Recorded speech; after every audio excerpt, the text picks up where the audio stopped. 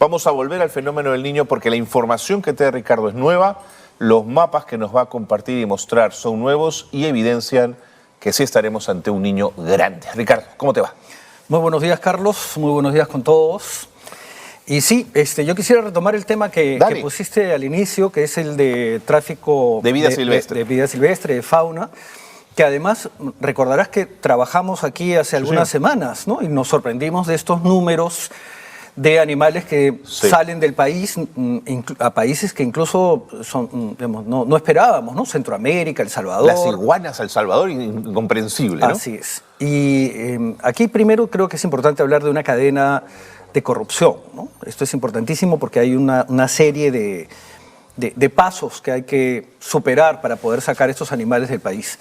Pero además, todavía no entendemos que gran parte del problema nace en la demanda. Entonces, claro, nuestro hijito puede querer una tortuguita, nos puede parecer, como dices, chic, ¿no? Tener en una fiesta un animal exótico, pero esto realmente hace daño, ¿no? Y hace daño porque en el país, y ahí hay que entender una responsabilidad, digamos, desde el comprador con respecto a toda esta cadena, ¿no? Porque implica corrupción de funcionarios, porque implica incluso a veces cadenas de violencia. Es muy importante evitar esto, ¿no? De acuerdo, importante. Gracias, Ricardo, por ese enfoque. ¿Qué tienes sobre el niño? ¿Qué has podido encontrar esta semana? Bueno, esta semana han aparecido varias noticias no muy halagüeñas que nos plantean que el niño podría estar regresando y además con predicciones importantes. ¿Qué cosa podríamos esperar para el próximo niño? Entonces, encontré unos mapas interesantes que quisiera compartir con ustedes para justamente hacer una comparación. Porque digamos, los principales científicos en el mundo, los principales centros de investigación, nos están diciendo que podría ser un niño entre el 83, que fue devastador, a un niño como el del año, de repente, 2017, ¿no? Que fue, además, es relativamente reciente. Empecemos con algunos de los mapas que tenemos. La imagen de temperaturas, recordemos que estamos hablando de las temperaturas arriba del promedio, o sea, lo que llamamos la anomalía, están en el gráfico de la izquierda para el mapa de la izquierda para el año 82 y el año 97-98. Fíjate que son dos niños muy parecidos, pero incluso el del 97 parece ser más grande, a pesar de que el del año 82 es reconocido como el fenómeno del niño más devastador, ¿no? Más grande registrado, ¿no? Porque además de repente ha habido algo antes, pero no fue registrado. Es decir, viene de trabajos arqueológicos, de crónicas, etcétera. Lo recuerdo de muy niño, ciudades enteras completamente inundadas, Tumbes, Piura, ¿no? Además con imágenes desgarradoras, ¿no? Porque no solamente, digamos, la gente sufriendo, sino además estas cosas como que el río se salió en Piura, pasó por el cementerio y teníamos los féretros flotando en la Plaza de Armas, ¿no? Unos años después pasó luego en Trujillo, ¿no? Bien, entonces podríamos estar entre esta situación. En otro gráfico, otros mapas interesantes, ya hacen una comparación entre el año 82, el 97 y el 2017. Vamos a ver el siguiente mapa, por favor, y vamos a poder ver algunas de estas diferencias. Ahí está. Y justamente podemos ver que el de la derecha, el del año 2017, claramente no fue tan grande, ¿no? Aquí yo creo que hay un problema con los colores, pido disculpas por la cartografía que no es mía, pero digamos el rojo debería darnos una idea de más calor, ¿no? Sin embargo aquí es el amarillo. A más rojo, más peligro. ¿Eso es un poco la lectura? Así debería ser, aquí lo han puesto llegando al amarillo, digamos, como temperaturas muy grandes. Pero fíjate qué interesante que toda la costa está claramente por encima del promedio, mientras que en el año 2017, y se habló de un niño costero, ¿no es cierto? Porque era un niño un poco diferente a los anteriores, el sur del Perú sí está frío, mientras que el norte del Perú está muy cálido. Entonces, lo primero que tenemos que entender es que todos los niños son distintos. Buen punto. Que además este niño no solamente tiene un comportamiento genérico diferente, sino además un comportamiento específico, un comportamiento territorial distinto. Si llueve en la costa, no tiene por qué llover en toda la costa, no tiene por qué llover en todas las quebradas. Es cierto que durante un niño se reactivan muchas quebradas, pero de repente en la que tú vives no pasa nada esta vez, ¿no? Pero igual deberíamos tener prevención. Luego, no todos los niños han generado grandes sequías. El año 83 sí generó una sequía enorme en el sur del Perú, con estas imágenes africanas, yo siempre lo comento a mis alumnos, con el suelo partido de lo seco que estaba, con vacas muertas encima. O sea, eran imágenes que veíamos nosotros de África cuando éramos niños, ¿no? En cambio, el del año 97-98 y el del 2017 no llegaron a desarrollar estas sequías en el sur del Perú. Perdóname, Ricardo, esos niños diferentes que nos vamos encontrando tienen que ver con las características propias del fenómeno que es cambiante, o el cambio climático también nos muestra un fenómeno diferente. Básicamente, digamos, recordemos que estamos hablando de la interacción entre el agua y la atmósfera. Ajá. Entonces, por más que se caliente todo el océano, al menos la costa peruana, la atmósfera es un fluido y es muy inestable, ¿no? Además, hay interacciones con lo que pasa al otro lado de la cordillera, hay interacciones con los vientos que vienen del sur. Entonces, incluso el Perú, por el relieve que tiene una serie de microclimas. Entonces, lo que pasa en un valle, lo que pasa en la meseta, no necesariamente pasa en el otro. Es bien difícil, digamos, casi adivinar lo que va a pasar, ¿no? Y por eso es tan importante, además, hacer estudios puntuales, ¿no? Insisto siempre en la necesidad de más estaciones meteorológicas, de más estudios de base. ¿Qué está pasando en este niño? Veamos el siguiente gráfico, por favor, y vamos a encontrar, primero, quisiera enfatizar las zonas de estudio que tenemos en el océano. La NOAA, que es la Agencia de Estudios Atmosféricos de los Estados Unidos, que trabaja con todos los maravillosos satélites que tienen, identificó 4 zonas en el Océano Pacífico para investigar el fenómeno del Niño. Entonces tenemos la zona 1 y la zona 2 en el Perú. Tenemos la zona 3 y la zona 4 en el océano. Ya. De hecho, después se dieron cuenta y dijeron, uy, ¿no? La zona importante es como la interacción entre el 3 y el 4. Claro. Entonces crearon el 3.4, como que es una zona intermedia. Yeah. Porque como es agua que está volviendo, claro. Entonces, claro, si la zona 4 se ve afectada, hasta que llegue al Perú puede pasar un montón. Entonces, agarremos una zona un poquito más cercana a la costa peruana, que es el 3.4. Lo que tenemos al lado izquierdo son las temperaturas del último año en el océano, en cada uno de estos sectores. Claro. Exacto. Y podemos ver que, primero, en todos se está disparando. Pero lo más importante, diría yo, en este momento es lo que está pasando en el 3.4, que es justamente la zona de alerta para el Perú. Es cuando nos dicen, cuidado, se acerca, ¿no? Y podemos ver lo que ha pasado desde octubre del año 2022, o sea, hace casi un año, hasta lo que acaba de cerrarse hace un par de días con las estadísticas de septiembre. Y podemos ver que claramente se está reactivando este fenómeno del Niño. Todavía para el Niño 1 y 2 podemos ver que todavía no se dispara, ¿no? Que sería el gráfico inferior, pero probablemente empiece a suceder dentro de unos meses. Incluso Niño 1 y 2 tiene una pequeña curva, una tendencia hacia abajo, Ricardo. Así es, porque claro, nosotros estamos en este momento en invierno. Claro. ¿No es cierto? Entonces, cuando tengamos más horas de exposición al sol, cuando el sol llegue en otro ángulo de incidencia, probablemente se comience a calentar un poco más también. De acuerdo. ¿No? Bien, veamos entonces qué está pasando con las temperaturas ya del mar. Entonces, les propongo, porque además, si ustedes googlean Cenami, imágenes satélite, van a encontrar toda esta información disponible. Les recomiendo hacerlo, usarlo en los colegios, a aquellas personas aficionadas, ¿no? A la ciencia, los pueden tomadores encontrar de esta decisiones, información. Ricardo. Por supuesto. Por supuesto. Lo que tenemos acá es el primer gráfico, que es de enero de este año. Es decir, nosotros ya estábamos en pleno verano, ya estábamos yendo a la playa y todavía teníamos este afloramiento, que es este fenómeno que asciende, ¿no? que lleva aguas de la profundidad del mar hasta la superficie. Y la costa peruana todavía estaba fría. Entonces, como diríamos, nada haría presagiar, ¿no? en enero que esto podría suceder. Sin embargo, para febrero, vamos a ver el siguiente mes, por favor, y ya las cosas comienzan a calentarse. Se calentó. Recordemos que hay un desfase, ¿no? entre las temperaturas de la atmósfera y las temperaturas marinas. Luego tenemos marzo y definitivamente tenemos un fenómeno del Niño. Entonces, para marzo ya vemos una mancha roja, si nos lo pueden cambiar, por favor, y vamos a encontrar el aumento de las temperaturas, el famoso Yaku, que generó un ciclón, ¿no? De hecho, el ciclón fue llamado Yaku. Y vamos a abril. Para abril ya tenemos toda la costa peruana caliente, que fue lo que generó todo un desastre. Vamos a mayo, continúa la situación.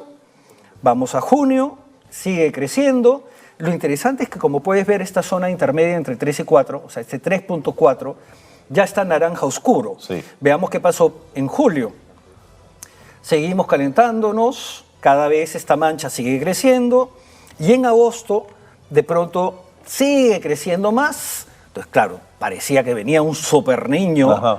¿Y qué es lo que ha pasado el último mes? Por favor, septiembre, y podemos ver que esto todavía continúa, ¿no? Entonces, probablemente sí tengamos un fenómeno del niño. Quiero insistir en lo que está pasando en el norte de Chile.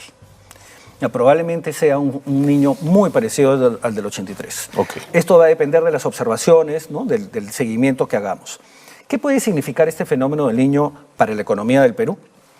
Bueno, hablemos un poco de lo que pasó en el año 82-83, pongámonos en el peor de los escenarios.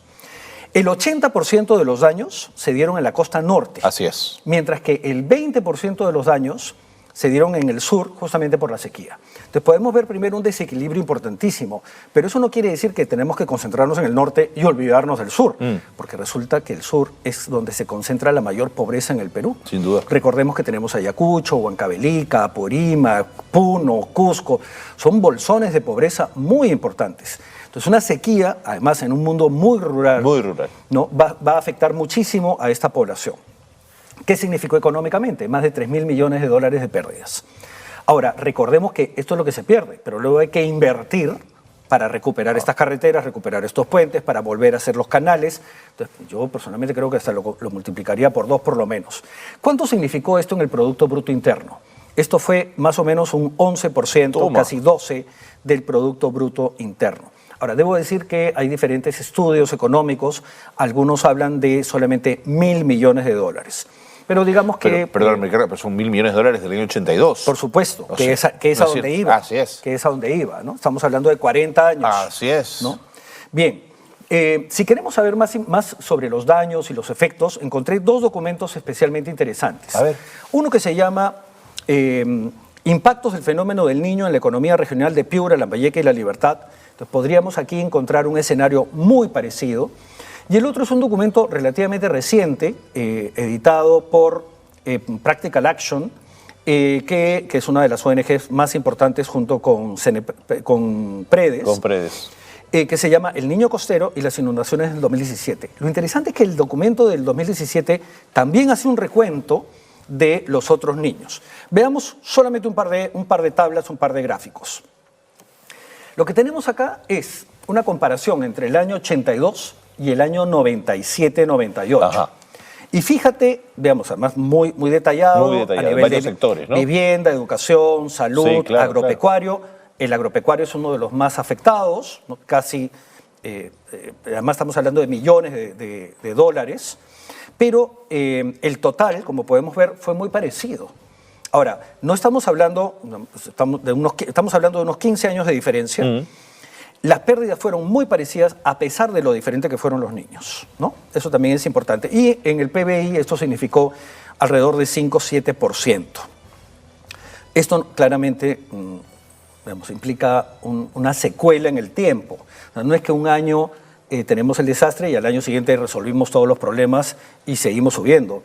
Esto va a tener un arrastre negativo para los siguientes años. Y por eso es tan importante la prevención y por eso es tan importante que el Estado realmente reaccione. En el siguiente cuadro vamos a poder ver una comparación ya más entre los 3 niños. Por ejemplo, a nivel de muertos, que siempre es un indicador importantísimo. Y dramático, ¿no? Así es, estamos hablando de 500 muertos en el 80, estamos hablando de 350 muertos en los 90 y estamos hablando de 114 muertos para el año 2017.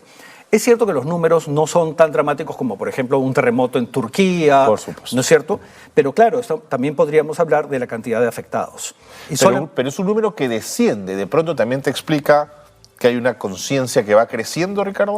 Bueno, también puede tener que ver con simplemente suerte, ¿no? Porque recordemos que los huaicos en el 83 fueron terribles. No esperábamos un niño de esa magnitud. Así es. ¿No? Pero, por ejemplo, para el año 83 tuvimos casi 1,5 millones de afectados. Sí, pues. ¿No? Bueno, sobre infraestructura de transporte estamos hablando entre 2.500 y 5.000 kilómetros de vías perdidas. Estamos hablando de más de 10.000 viviendas, por ejemplo. En educación los colegios se perdieron, en salud los puestos de salud.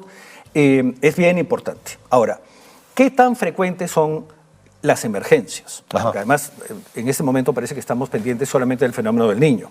Esta mañana la naturaleza nos ha recordado que también tenemos terremotos. Sí, ¿no? Había un 4.6 esta mañana, ¿no? Un temblorcito. Un temblorcito para animarnos, para recordar. Veamos el siguiente gráfico, por favor, y vamos a ver justamente la diferencia que hay entre los fenómenos naturales. Esta es información del Instituto Nacional de Estadística. Y en el tiempo podemos ver que los fenómenos naturales han aumentado claramente. De hecho, el primer pico que ves ahí es justamente el año 2017. Entonces, fíjate cómo se disparan. Luego vuelve a bajar y a pesar de que no hemos tenido un niño, fíjate cómo siguen la curva, aumentando. ¿Por qué? Porque lo que hace el INDECI y el CENEPRED es medir justamente las emergencias que han habido. O sea, son casos concretos en los que personas perdieron casas, las carreteras fueron afectadas. Claro, mientras más infraestructuras tengamos, más probable que tengamos en un huaico donde, digamos, ocurre un huaico, en un lugar donde no hay viviendas, no pasa nada. Pero como la ciudad sigue creciendo, las infraestructuras se siguen construyendo, sigue sucediendo. Ahora, también recordemos que no todos los fenómenos tienen un componente puramente natural. También tenemos, digamos, desastres inducidos por la acción humana. Y aquí entre los que predominan están siempre los incendios. Veamos un poquito toda esta variedad de fenómenos peligrosos que tenemos y vamos a encontrar que las lluvias intensas son de lejos las más importantes. Las más importantes. ¿No? Esto es solamente dentro de los naturales, luego tenemos derrumbes, tenemos bajas temperaturas, que también es muy importante. Recordemos que tenemos friajes, que tenemos heladas. A esto hay que añadirle los huaicos, los deslizamientos que están vinculados con las lluvias. ¿Qué pasa con las emergencias ocasionadas por eventos antrópicos? Como te decía, vamos a ver el siguiente gráfico, por favor. Lo que tenemos es básicamente incendios, entre los más importantes. Y incendios no solamente urbanos, también incendios forestales, que son tan frecuentes, periódicamente escuchamos que Machu Picchu está a punto de quemarse. Sí. Se calcula que por cada dólar invertido en prevención, estamos ahorrándonos más de $100. La prevención es indispensable a nivel económico, a nivel social, a nivel de infraestructuras. Es importantísimo que nos preparemos para un fenómeno como este, porque como en varias ocasiones hemos escuchado, estamos desarrollando competencias. Toda esta experiencia tiene que ser una experiencia útil. Es probable que no podamos enfrentar el niño que viene, pero por lo menos amenguar sus efectos. Sí, claro. Y además aprovechar que esta oportunidad sea una oportunidad de aprendizaje personal, de aprendizaje institucional, ¿no? Evaluar casi en el camino, porque los niños, vamos a tener que aprender a convivir con los niños, sobre todo en un contexto de cambio climático. Ricardo, muchísimas gracias, ha sido clarísimo. La información que has traído además es de una evidencia inobjetable, si quieres decirlo. Gracias por habernos traído toda esa información. Preparémonos, conversemos en casa, pensemos en nuestros negocios, participemos de las convocatorias que tienen las municipalidades, estemos informados y probablemente podamos sobrellevar mejor esto, ¿no? Ahí las redes sociales van a ser bien importantes. Muchas gracias, muy buen día con todos. Suerte. Ricardo Boll, asesor científico de Nativa, ha estado con nosotros en el programa para abrir nuestro conjunto de entrevistas mañaneras, y Ricardo Boll ha traído esa información que además se ha sostenido, se ha basado en información que está disponible y que además es información científica, lo cual le da un valor y una relevancia mayor.